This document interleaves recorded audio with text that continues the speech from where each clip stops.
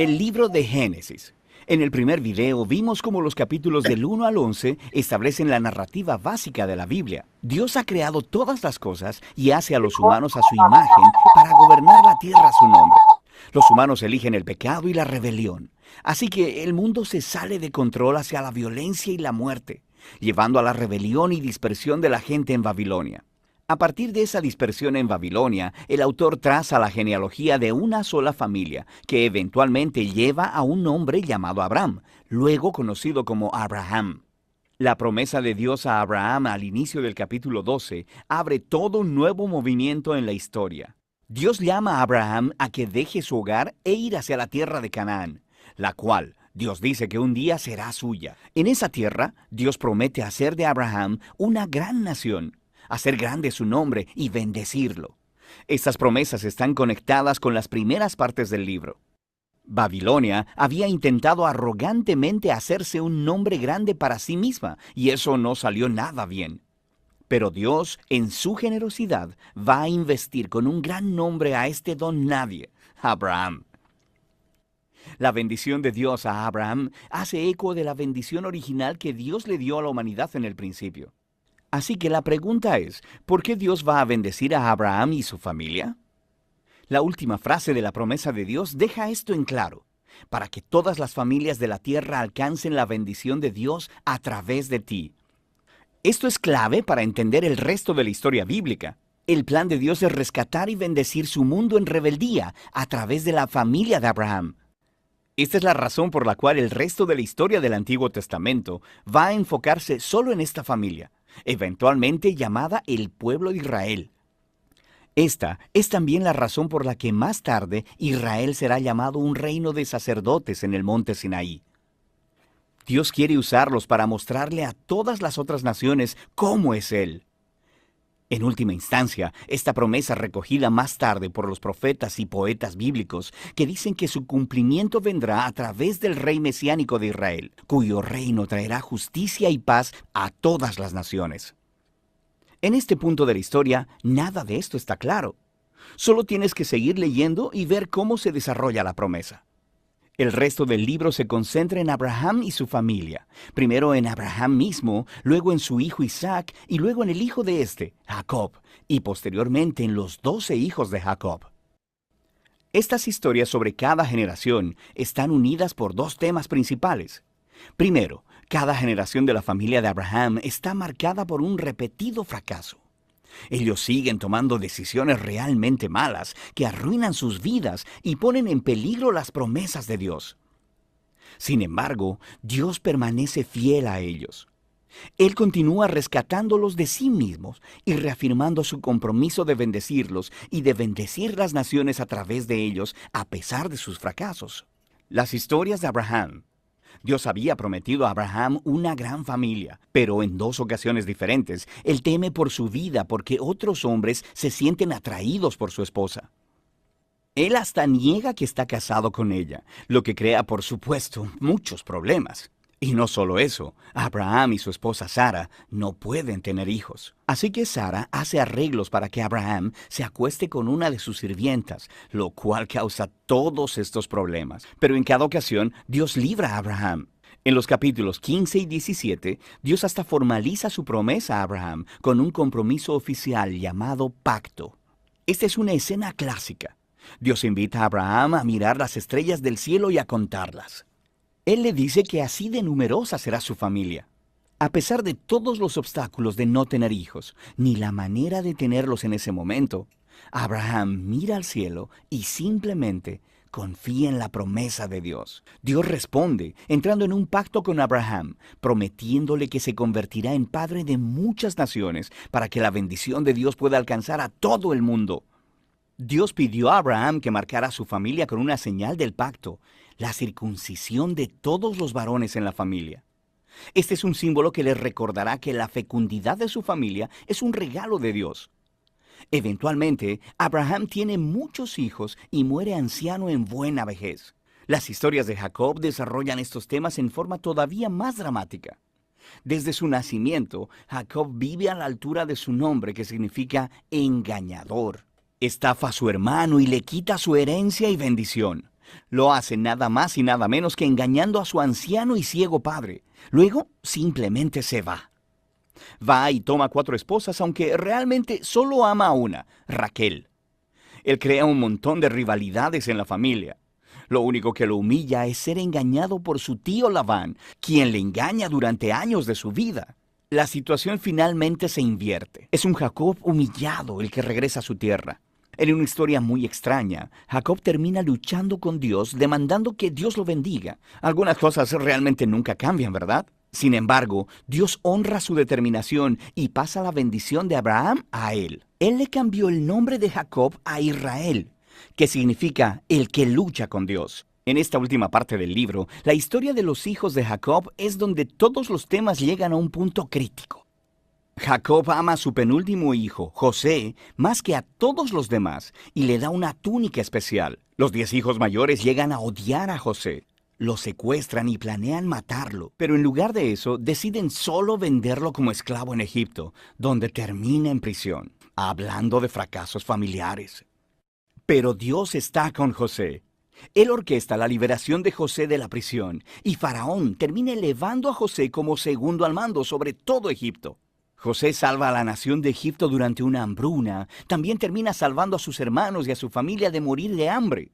Una vez más, podemos ver cómo la locura y el pecado de la familia de Abraham se encuentra con la fidelidad de Dios, quien transforma hasta la maldad de los hermanos de José en una ocasión para salvar vidas. De hecho, esto es lo que José dice casi al final del libro. Él le dice a sus hermanos, ustedes pensaron hacerme mal, pero Dios lo cambió en bien para salvar muchas vidas. Estas palabras están estratégicamente colocadas al final del libro porque resumen no solo la historia de José y sus hermanos, sino del libro como un todo. De Génesis 3 en adelante, los humanos actúan egoístamente y haciendo el mal, pero este Dios no va a dejar su mundo de su propia cuenta. Él permanece fiel y determinado a bendecir a las personas a pesar de sus fracasos.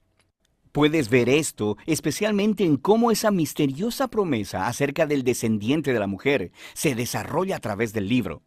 Dios prometió que un vencedor herido vendría y aplastaría a la serpiente y derrotaría el mal desde su raíz. Luego, el autor conecta esta promesa directamente con el linaje de Abraham. Esto es una parte de cómo Dios traerá su bendición a las naciones. Desde Abraham, esta promesa se conecta con Judá, el cuarto hijo de Jacob, y es así como lo hace. En un poema extremadamente importante en el capítulo 49, un Jacob ya anciano, en su lecho de muerte, quiere bendecir a sus 12 hijos. Cuando llega a Judá, Jacob predice que Judá se convertiría en la tribu de los reyes líderes de Israel. Un día, vendrá un rey que demandará la obediencia de todas las naciones. Vendría y cumpliría la promesa de Dios de restaurar las bendiciones del Edén en todo el mundo. El libro de Génesis termina con todas estas esperanzas y promesas futuras, flotando y sin desarrollar. Te obliga a voltear la página para ver cómo terminará todo.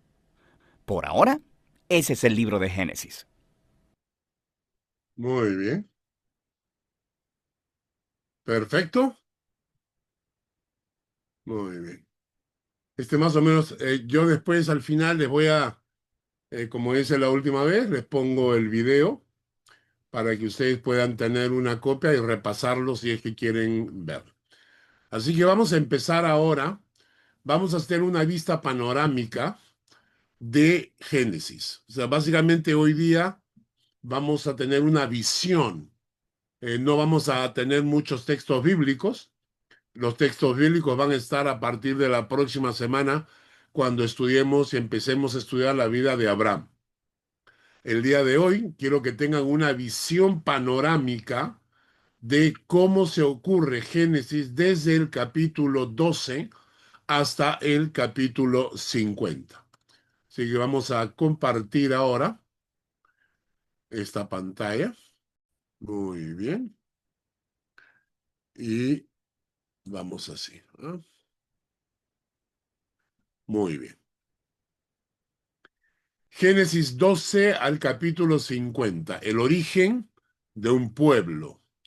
Cronología visual de los patriarcas y la formación de las 12 tribus de Israel.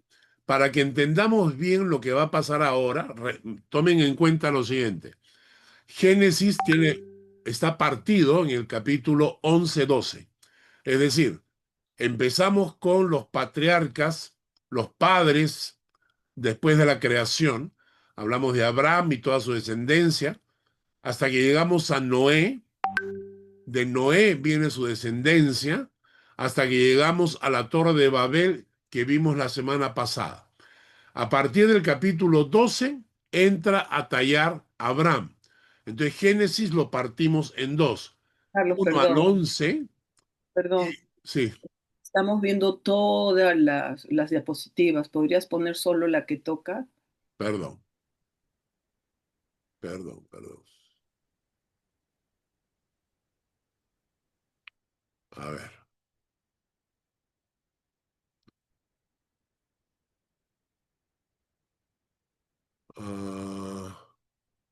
Momento.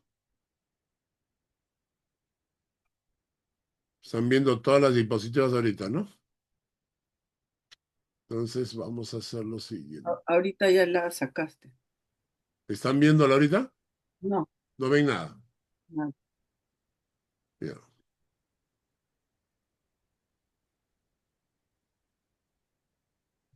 A ver, aquí, acá.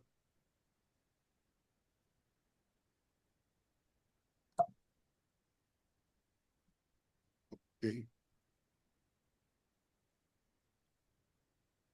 Ahora, No vemos nada. no ven nada.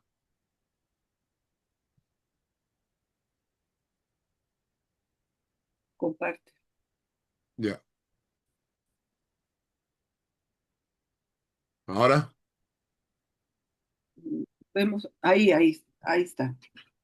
ahí está, ¿no? Sí. Muy bien.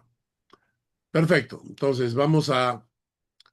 ¿qué va a pasar desde el capítulo 12 hasta el capítulo 50? Básicamente, toda la historia de estos 38 capítulos tienen que ver con 4 personas. Empezamos con Abraham, al que se le llama el padre de la fe. Abraham, capítulos 12 al 25. Isaac, el hijo de la promesa, capítulos 21 al 35. Jacob, que da el nacimiento de Israel, porque a Jacob se le va a cambiar el nombre por Israel, y él va a tener 12 hijos, de donde salen las 12 tribus de Israel. Y por último, José, ¿no? Que es en cierta manera la providencia y la redención, es el ejemplo de la providencia y la redención de Dios cuando hubo el hambre en Egipto y utiliza a José para salvar a su pueblo del hambre. ¿Ok? Ahora, si ustedes ven en la parte de aquí abajo, ven cómo están distribuidos los capítulos. ¿Lo notan? Abraham, Isaac, Jacob y José. Abraham va hacia el capítulo 25. Del 21 al 35 entra a tallar Isaac, luego entra a tallar Jacob, y como José es uno de los hijos de Jacob, aparece en los últimos 13 capítulos. ¿Ya? Entonces, cuando hablamos de cronología, hablamos de prácticamente estos 4 personajes son los 4 personajes centrales. Abraham, Isaac, Jacob y José. ¿Ya? ¿Cuál fue el papel de Abraham? Es el receptor de la promesa. Dios le habla a Abraham y le promete que va a ser padre de naciones. ¿Cuál es el papel de Isaac? Él continúa con la alianza, es el puente generacional hasta que nace el nieto de Abraham, que es el hijo de Isaac, que es Jacob, hermano de Esaú. Él es el progenitor de las 12 tribus bajo nombre de Israel. Y por último, José es el administrador en Egipto y salvador de la familia patriarcal, ¿no? Acá tenemos a los cuatro. Ahora he hecho este cuadro para que ustedes vean quiénes participan en la vida de cada uno de ellos. Abraham, que es el padre de la promesa, tiene básicamente cuatro personas que van a aparecer en su historia. Sara, obviamente su esposa, Melquisedec, que es una representación de Dios, porque no tiene ni principio ni fin, no tiene padre ni genealogía. Entonces, Melquisedec, vamos a estudiar a este personaje también. Aparece Agar, que es la sierva de Sara, y con quien Abraham tiene su hijo, Ismael, que no es el hijo de la promesa, sino es el hijo de la desconfianza. El hijo de la desconfianza, porque Sara, siendo ya mayor de edad, eh, cree que va a tener, no va a poder tener hijos y cree que la promesa de Dios podría venir a través de su sierva. O sea, Sara no creyó ni confió en la palabra de Dios y por eso le da a Agar su sierva y Abraham con mucho sacrificio se acuesta con la sierva y empezaron todos los problemas que estamos sufriendo en este momento con todo el mundo islámico. Toda la consecuencia de una noche, miren todas las consecuencias que han traído para las naciones. Ismael viene a ser el padre de los musulmanes. También aparece Lot, que es el sobrino de Abraham. ¿Ok? Lot es el sobrino de Abraham. O sea que durante la historia de Abraham vamos a hablar acerca de Sara, de Lot, de Melquisedec, de Agar, de Ismael. Hay un personaje más que no lo he mencionado porque no vale la pena darle mucho pie, es el faraón. Cuando Abraham va a Egipto y se encuentra con el faraón y el faraón casi se acuesta con Sara, etcétera, etcétera, ¿no? Pero él también participa de la vida de Abraham. Bajo la vida de Isaac, ¿quiénes participan? Primeramente Rebeca, su prima con la que se casa, tienen a dos hijos, Jacob y Esaú. Jacob y Esaú. Y por último va a aparecer un personaje que se llama Abimelech. Y ese también lo vamos a tocar. Entonces, bajo la vida de Isaac, Rebeca, Jacob y Esaú, Abimelech. Quiero que noten lo siguiente. Lot, Ismael, Esaú son figuras que formaron naciones distintas fuera de la promesa principal de Abraham. ¿Notan? Entonces, cuando la gente pregunta, si bien es cierto, la nación de Israel desciende de Abraham, nosotros somos descendientes de Abraham por la fe, no por la raza. El pueblo hebreo es descendiente de Abraham por raza. Nosotros somos descendientes de Abraham por la fe. Eso lo vamos a ver la próxima semana. Entonces, Lot, Ismael y Esaú formaron naciones distintas. Se separaron de la cobertura de Abraham y ellos formaron sus propias naciones.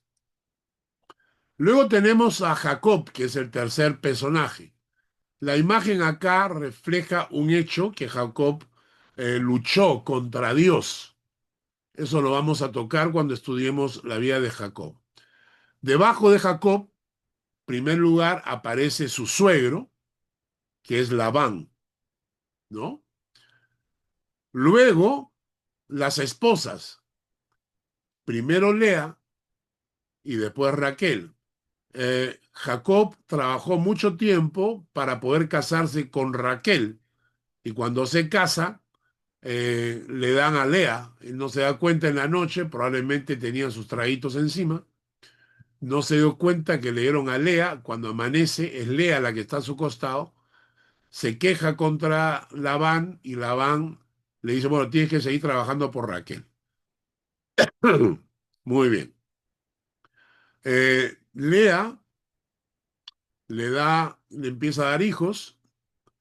Raquel era más guapa, pero no tiene hijos.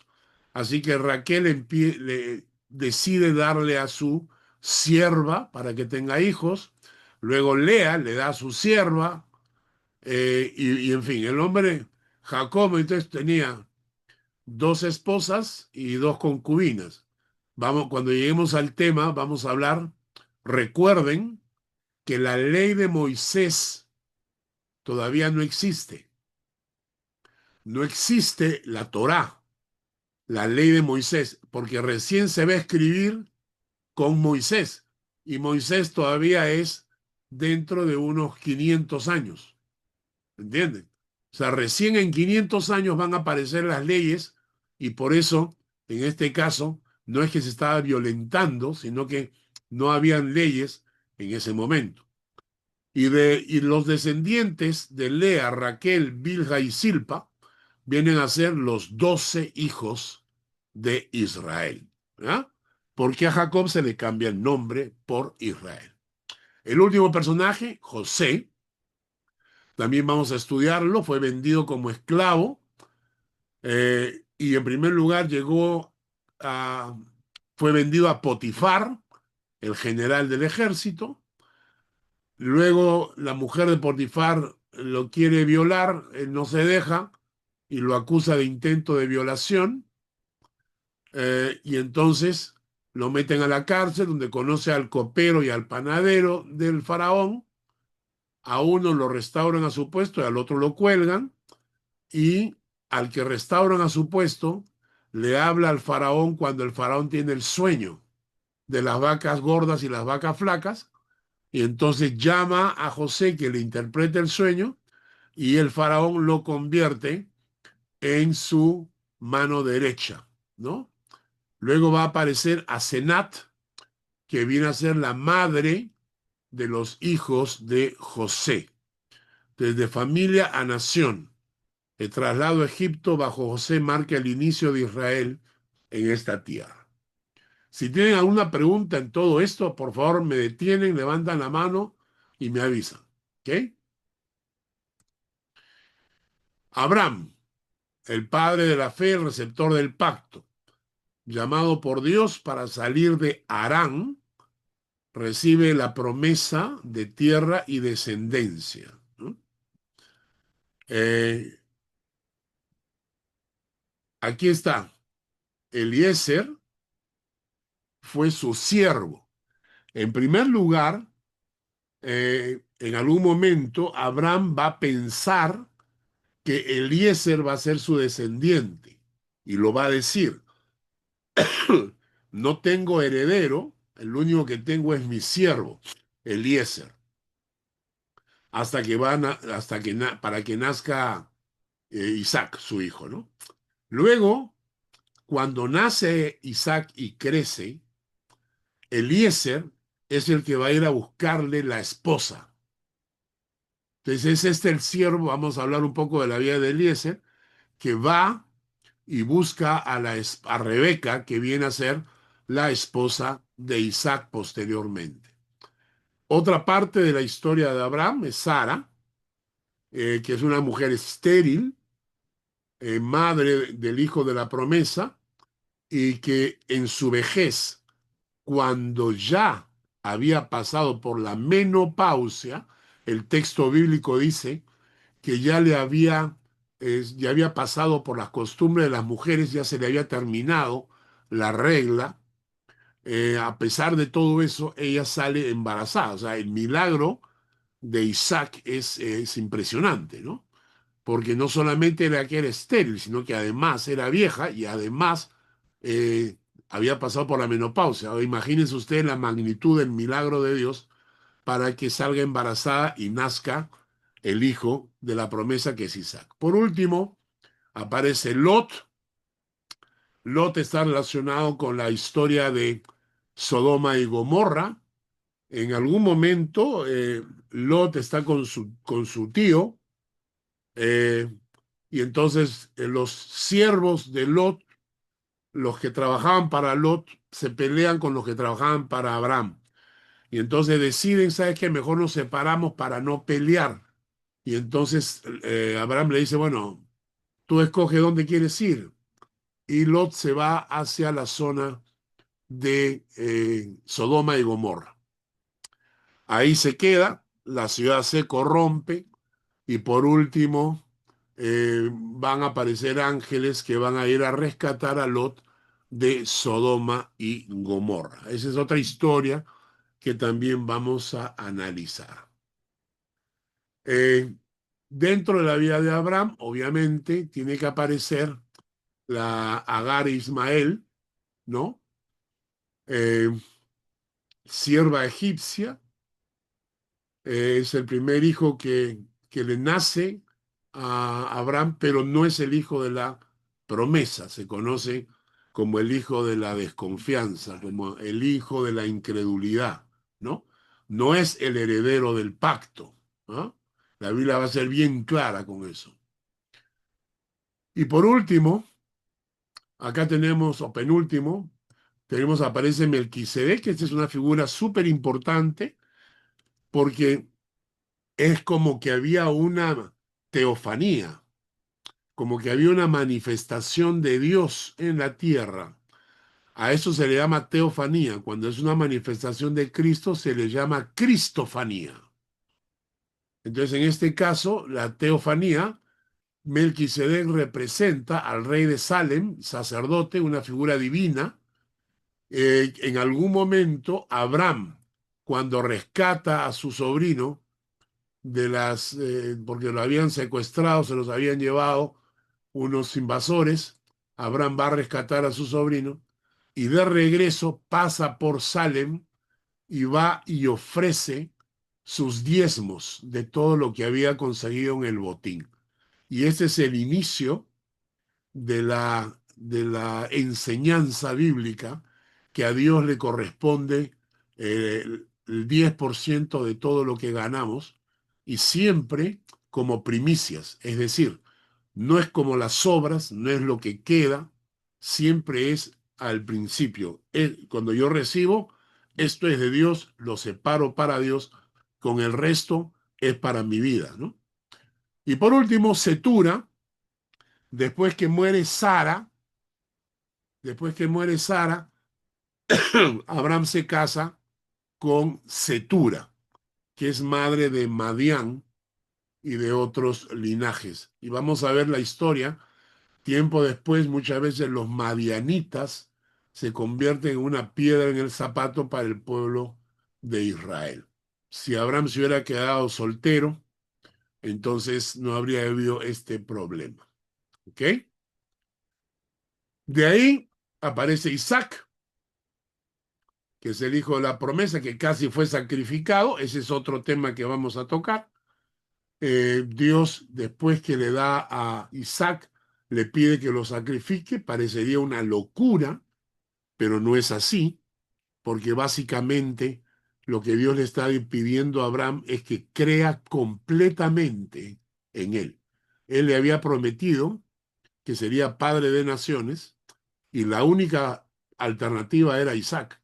Por lo tanto, si Dios le pedía a Isaac, tenía que hacer algo. Y va a decir la Biblia que Abraham estaba convencido de que Dios era capaz de devolvérselo aún por resurrección. O sea, la confianza de Abraham en la palabra de Dios era tal que dijo, bueno, si él me lo pide, yo obedezco, porque al fin y al cabo él prometió, y si él prometió, él cumplirá. Isaac se casa con Rebeca, elegida de entre sus propios parientes, que va a dar a luz a dos gemelos, a Jacob y a Esaú. Y vamos a conocer la historia después cuando veamos a Jacob y Esaú. Jacob era de casa, era más pegado a la mamá. Esaú era más de campo, más cazador, era más pegado al papá. Entonces la madre es la que planifica todo el proceso para que su hijo reciba, su hijo predilecto reciba la bendición del padre, ¿no? Y ahí aparece Esaú, el primogénito, el cazador, el que vendió su primogenitura por un plato de guiso. Decimos plato de lentejas, pero en realidad era un guiso, ¿no?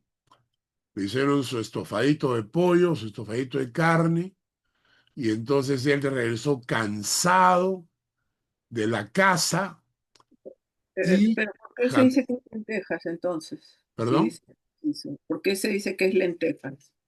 no, se utiliza el término lentejas, pero en realidad era un guiso. Cuando veamos dice un guiso. Ah, sí. Es como decir que el fruto del árbol prohibido era la manzana, Sí. no era manzana. Entonces, y cuando regresa cansado, Jacob ha cocinado y entonces le ofrece comprarle su primogenitura por un plato de guiso, ¿no? Lo interesante es que se muestra el carácter de Saúl cuando no le importa su primogenitura. O sea, no le importa recibir la bendición de su padre y ser heredero de la promesa de Abraham. Y entonces le vende, ah, sí, quédate, ¿de qué me sirve? Le dice. ¿De qué me sirve la primogenitura? Ah, para nada, llévatelo, ya te la entrego, ya te la vendo. Y entonces ahí muestra, Esaú va a ser el gran ejemplo de la vida superficial de los cristianos hoy en día, que son capaces de vender su fe por un par de monedas, ¿no? ¿Cuánta gente en la vida cristiana hace eso? O sea, no les importa la fe, no les importa la santidad, no les importa su comunión con Dios, porque dicen, no, después me arrepiento y pido perdón y ya está. Al final Esaú se va a convertir en padre de los edomitas, ¿ok?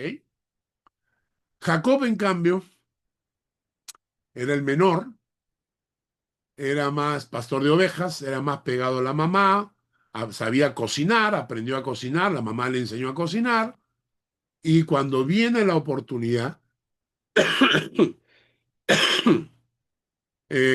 Isaac planifica ya darle la bendición a Esaú porque siente que está para morir. Cuando ya está para morir, le dice a su hijo que vaya, que case algo, que lo traiga, que lo prepare, porque él quiere darle ya la bendición. La esposa de Isaac, Rebeca, escucha eso y planifica, cocina como le gusta a Isaac, le cocina el guiso de carne como le gusta a Isaac, disfraza a su hijo Jacob, porque Jacob era lampiño y Esaú era peludo, disfraza a su hijo Jacob con pieles para que el padre sienta en los pelos, ¿no? Y entonces presenta a su hijo Jacob delante de Isaac.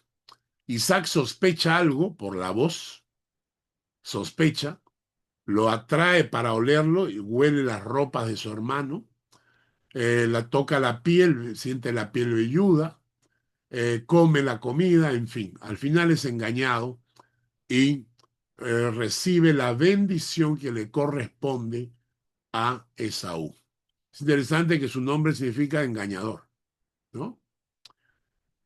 Luego llega su hermano, Esaú se entera y entonces recibe una bendición misia, una bendición pobre de parte de su padre, porque su padre dice, ya no puedo dar dos bendiciones iguales. Y entonces Jacob tiene que salir huyendo a la tierra de Harán. Y tiene que vivir lejos de su hermano por muchísimos años antes de poder regresar y eh, reamistarse, reconciliarse con su hermano, quien cuando él regresa lo perdona porque a Esaú en realidad este tipo de cosas no le molestaban tanto, entonces lo supera. Y entonces, ahí aparece Jacob, que va a trabajar con su tío y su suegro, que también es engañador. Su tío se llamaba Labán. Entonces trabaja para Labán pensando en poder casarse con Raquel, Tío, Labán era el papá, no, perdón, el tío de Jacob. tío de Jacob, sí, Ahí. hermano de Abraham. Entonces, él trabaja para Labán para poder casarse con Raquel. ¿Por qué? Porque recuerden ustedes que la costumbre en esa época era que te casabas pero dabas una dote, entregabas una dote al padre.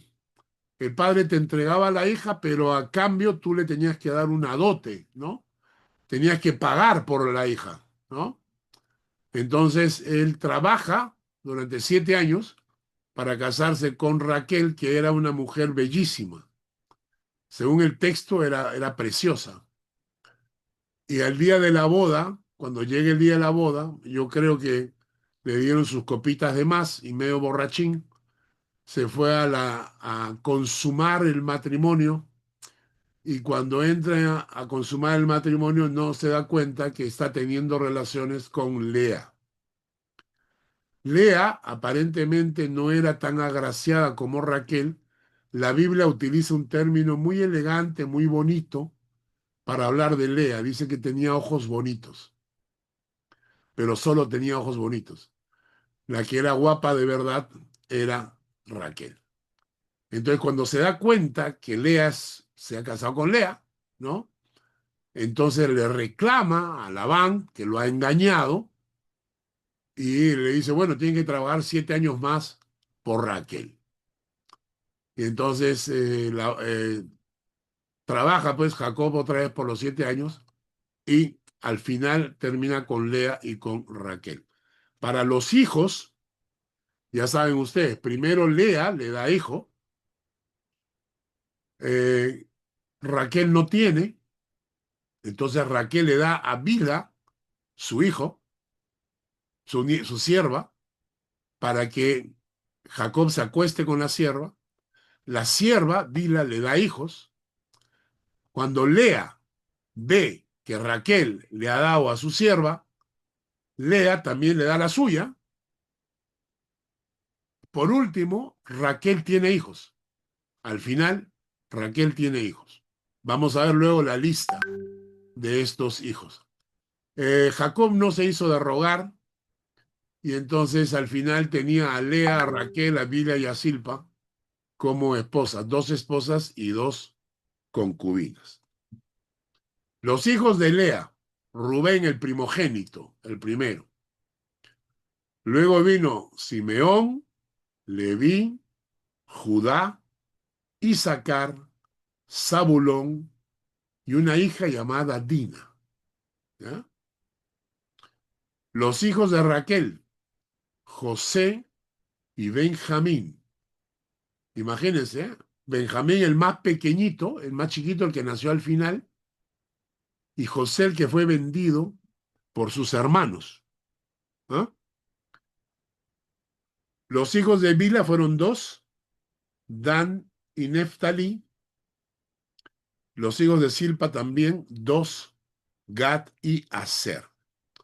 Por lo que ustedes ven ahorita, la distribución de los hijos, se dan cuenta, primero, que Raquel había sido estéril, pero que Jacob y Lea sí tuvieron vida conyugal, miren todos los hijos que tuvieron. Y los últimos 2 hijos, que son de Raquel, fueron ya por misericordia de Dios, ¿no? Obviamente los hijos de Bila son 2, hijos de Silpa son 2. En realidad no es que estaba metido en la carpa de las siervas, ¿no? Estaba más metido en la carpa de sus esposas, ¿no? ¿Ok? Jacob, hay una escena cuando lucha con Dios en Peniel, ¿no? Y de ahí el nombre, el que lucha con Dios, ¿ok? Esta es una escena muy bonita y se le va a cambiar el nombre de Jacob por el nombre de Israel. el que lucha con Dios. ¿Ah? El reencuentro con Esaú ocurre después de esta lucha con Dios, ¿no? Cuando toquemos esta es una historia muy interesante, ¿no? Cuando el reencuentro viene posteriormente, Esaú aparece como líder de los edomitas, jefe de Seir, y estableció una nación vecina, como ya les dije, que poco tiempo después se va a convertir en una piedra en el zapato del pueblo de Israel. Ya entramos a los capítulos finales, capítulo 37 al 50. José. Eh, José es el soñador, el que fue vendido como esclavo, que termina como administrador de Egipto. ¿Por qué es vendido por sus hermanos? Se le llama el soñador, porque Dios hablaba con él por sueños.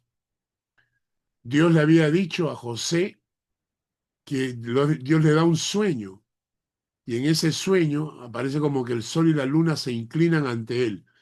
Y todo el mundo cree que está diciendo que sus padres, Jacob y su madre, Raquel, debían inclinarse ante él y sus hermanos también. Los hermanos le agarran cólera porque al ser soñador, además, tiene una vida de fe muy intensa. José tiene un comportamiento con Dios de mucha fidelidad. Su fidelidad no empieza en Egipto. La fidelidad de José la trae desde siempre. Y entonces los hermanos envidiosos por la fidelidad de José le agarran cólera y quieren sacárselo de encima. Y por último planean algo para matarlo y decirle a su padre que había sido asesinado por las fieras del campo, pero para no mancharse las manos con sangre, lo venden a una caravana de comerciantes de esclavos que iban camino a Egipto. Luego engañan a su padre diciéndole que ha muerto, le traen el manto de José lleno de sangre de animal y Jacob se lo cree, ¿no? Cuando llega es vendido al general Potifar, y Potifar ve que Dios bendice todo lo que José toca. José es la gallina de los huevos de oro. Todo lo que toca, Dios bendice. ¿Por qué? Obviamente por su integridad como hombre de Dios, por su fe, por su fidelidad, por su compromiso, Dios lo honra. Y entonces comienza las cosas de Faraón, perdón, las cosas de Potifar, que él administra, bendice, bendice, bendice, bendice. Entonces Potifar lo coloca como jefe de toda la administración de su casa. Pero yo les voy a enseñar una foto de José que me ha llegado, donde se muestra cómo era José, de guapo, precioso, ¿no? Y entonces cuando vean la foto se van a dar cuenta por qué la mujer de Potifar quería acostarse con él. ¿No? No se la enseño ahora para no poner nerviosa a las damas que están en el estudio bíblico. Entonces, Vamos, muéstrela. la mujer de Potifar quiere acostarse con él y obviamente él dice que no, porque él respeta su compromiso con Dios. Ella se siente eh, rechazada y de forma y una actitud de despecho, lo acusa como si él hubiese intentado violarla. Obviamente Potifar tiene que creerle a su mujer y lo meten a la cárcel. Ahí conoce al copero y al panadero que habían sido puestos en prisión por el faraón, por acusaciones. Ellos tienen sueños y José les interpreta el sueño. Y a uno le dice, vas a ser restaurado, y al otro le dice, te van a colgar, te van a cortar la cabeza. Esto se cumple. También en la cárcel, el carcelero se da cuenta que todo lo que toca José es bendecido por Dios. todo lo que toca a José es bendecido por Dios. Entonces llega a ser la mano derecha del carcelero. La vida de José nos enseña que a pesar de ser esclavo, vendido o preso, la fidelidad a Dios te lleva a ser resaltado y al final termina siendo bendecido. Que donde Dios te ha puesto, no importa lo que tienes que hacer, tienes que brillar. Y entonces en este caso ocurre exactamente lo que les ha dicho.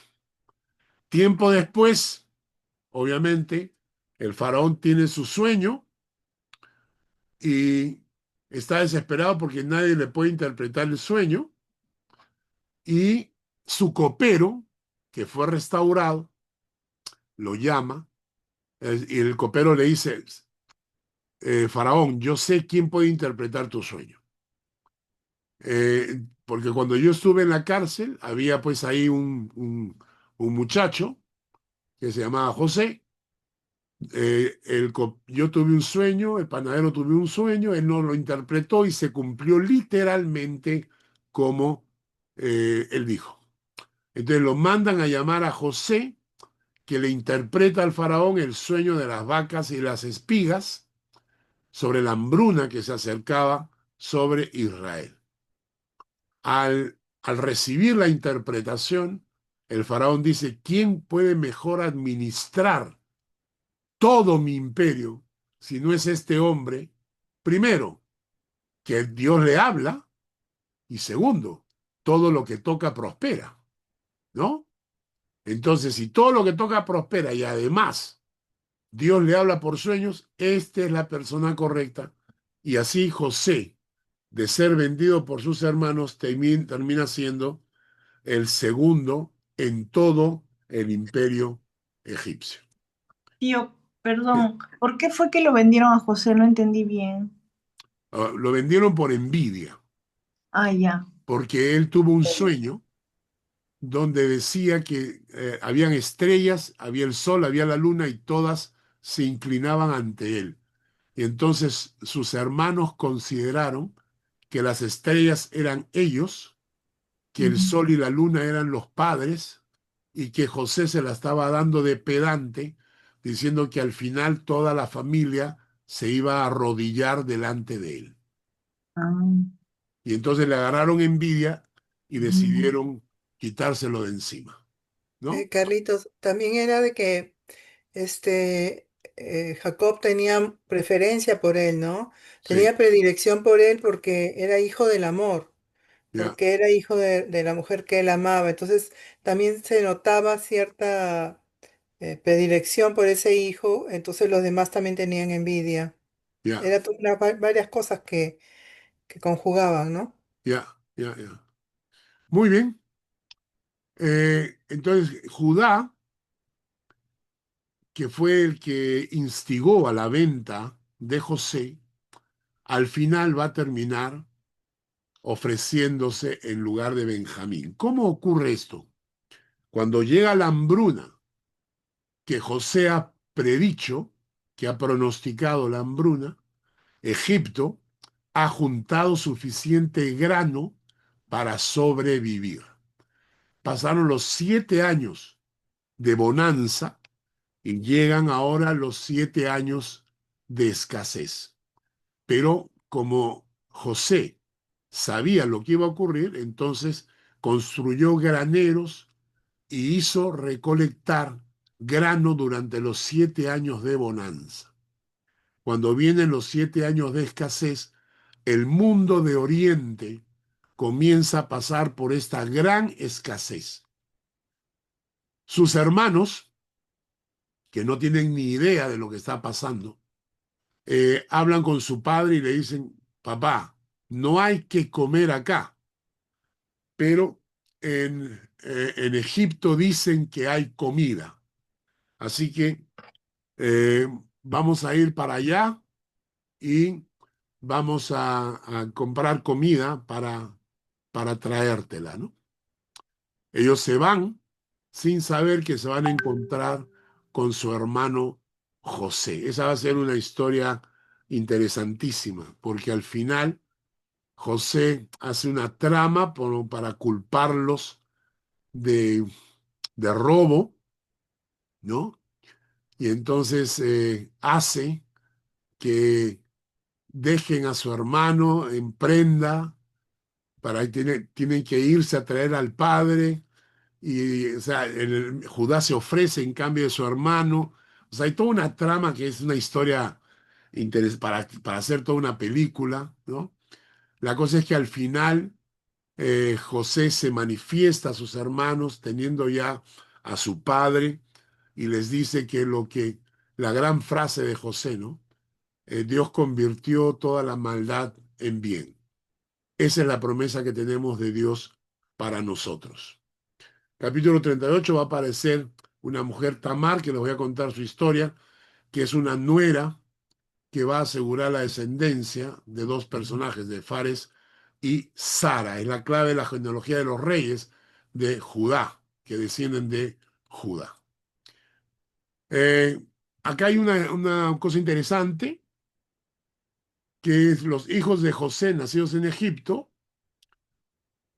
son dos, Efraín y Manasés. O sea, José va a casarse y va a tener dos hijos, Manasés y Efraín.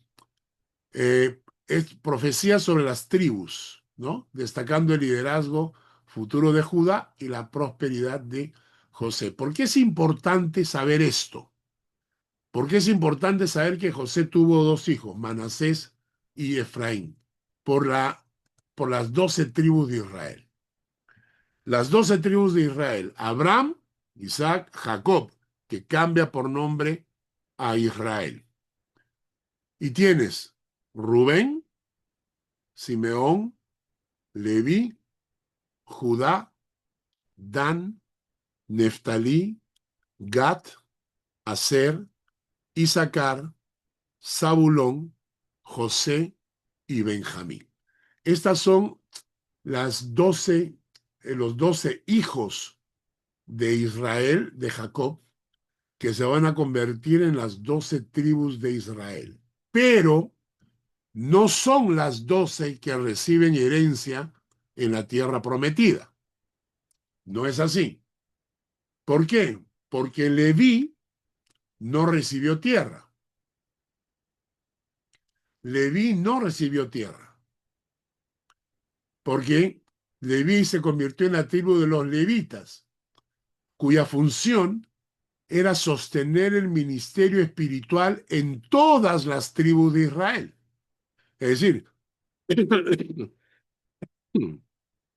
todas las tribus van a recibir tierra, menos Leví, porque Leví y su tribu tenía que estar dispersa por todo el territorio de Israel, tenían que estar dispersos los sacerdotes por todo el territorio de Israel, cumpliendo la función espiritual de sostener a la parte espiritual del pueblo. Es decir, la misión que Dios le da a los levitas es: ustedes no van a recibir herencia. La herencia de ustedes soy yo, le dice, ¿no? Ustedes van a hacer la función de ustedes no van a trabajar la tierra, no van a tener ovejas, no van a trabajar en nada más. Su función va a ser trabajar para que el pueblo de Israel siempre tenga un ministerio sacerdotal activo, ¿ya? Naturalmente va a dar órdenes al resto de las tribus para que sostengan a Leví, porque Leví no tenía que hacer otra cosa sino encargarse de la parte espiritual de la nación. Entonces, Dios le va a decir a todos los demás: el diezmo que ustedes tienen que dar por ley corresponde para sostener el ministerio espiritual de los levitas. El día en que ellos no hagan eso, los levitas van a tener que ir a buscar trabajo, tener sus vacas, tener sus tierras, y entonces ese día el pueblo pierde la parte espiritual. Entonces, cuando ustedes escuchan en el internet todo esto, de toda esta gente que está hablando en contra del diezmo y todo lo demás, el único objetivo detrás de todo eso es una mentalidad demoníaca que quiere anular el ministerio espiritual.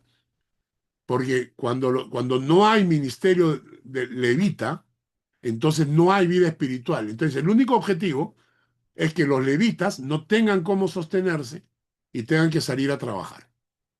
Entonces, tengan cuidado con eso porque la enseñanza acá va a ser bien dura cuando lleguemos a esto de la tribu de Leví.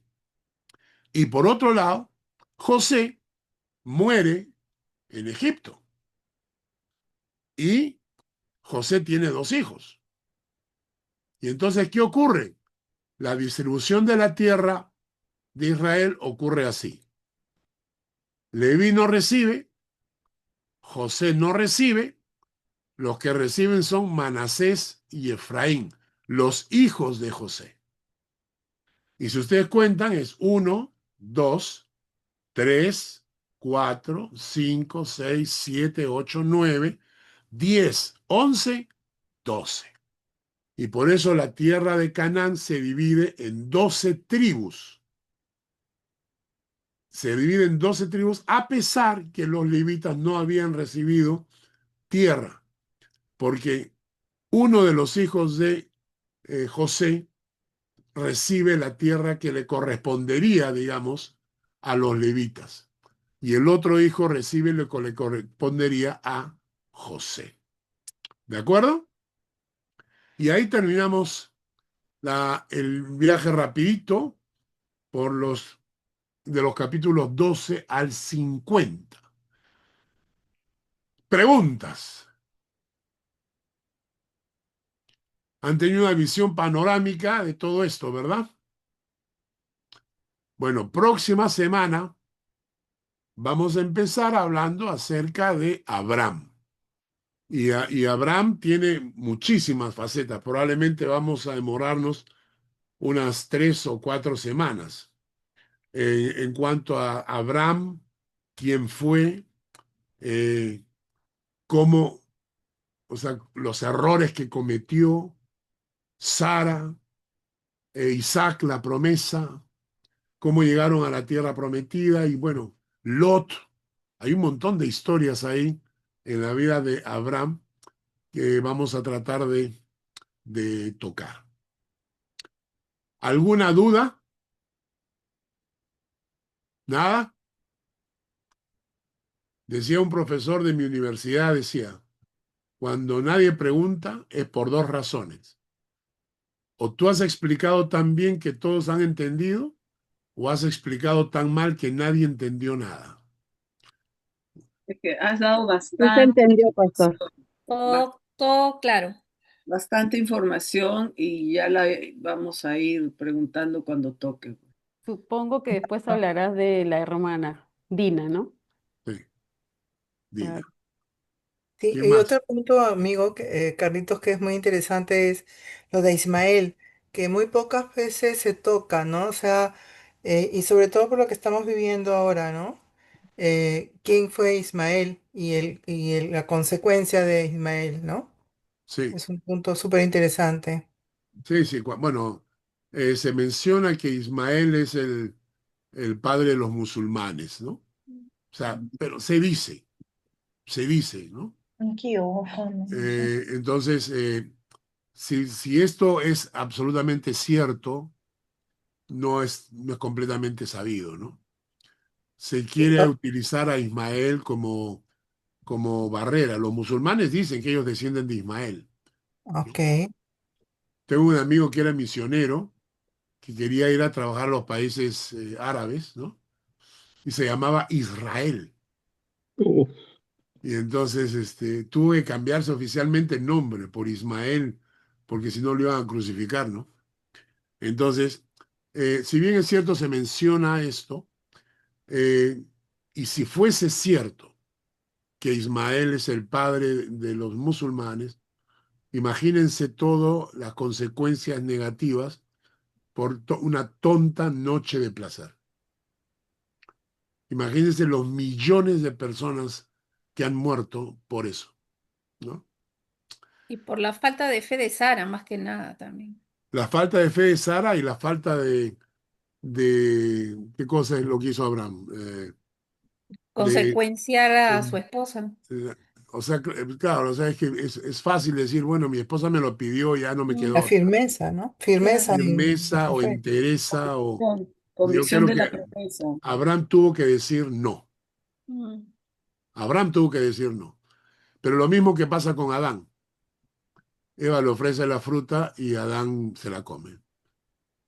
Aquí es, Sara le ofrece la fruta y Abraham se la come. Por Aún eso así, dice, sí, por eso dice Pablo, ¿no? Que no fue Adán el que cayó, sino Eva, por andar como que metiendo ese consejo de que coma. ya, sí es verdad. Entonces Pero las mujeres también, somos las culpables.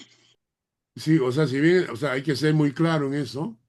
Si bien es cierto, ella insistió, digamos, o ella indujo al hecho, eso no disculpa de las decisiones que Adán tomó y que Abraham tomaron. O sea, tú no puedes culpar a otros por por tu tentarte. decisión. Mm, O sea, la gente te tienta siempre, todo el tiempo. Entonces tú tienes que ser suficientemente hombre para decir no, ¿no es cierto? Y decir, no, estás mal, estás equivocada. Entonces, puede ser tu esposa, puedes quererla todo lo que quieras, pero eso no significa que te dejes mal guiar por tu propia esposa. Para eso tienes cabeza, ¿no? Para eso tienes que pensar. Y en cierto momento tienes que tomar decisiones y decir, no, no lo voy a hacer. Pero a pesar de eso, la muestra es la misericordia de Dios. A pesar de las burradas de Abraham, Dios lo siguió usando para ser padre de naciones y bendecirlo, ¿no? Y gracias a Dios por ello, ¿no? Y lo he dicho varias veces en la iglesia.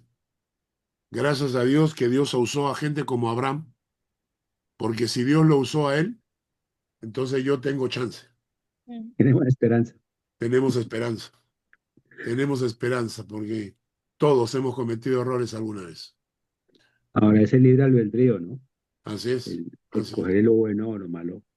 Si Dios No podemos usara decir, solamente, ni podemos excusarnos de que en lo de Adán fue la culpa, fue de Eva o alguna cosa. No. Es el libre albedrío, el hombre debió hacerlo y todos respondemos de la misma así es, forma. Vuelvo y digo, la ignorancia de la ley no exime la responsabilidad. exactamente, exactamente. Lamentablemente, pues todos quisiéramos ser como José, que ese no falló ni una, ¿no? Pero no es así, pues. La mayoría más somos como Abraham, ¿no? La mayoría somos como David, como Salomón, ¿no? Y entonces, gracias a Dios que Dios los usó a ellos, porque así tenemos chance, tenemos oportunidad. Si no, hace rato que estaríamos desechados. ¿Algún comentario más? Nada. Listo.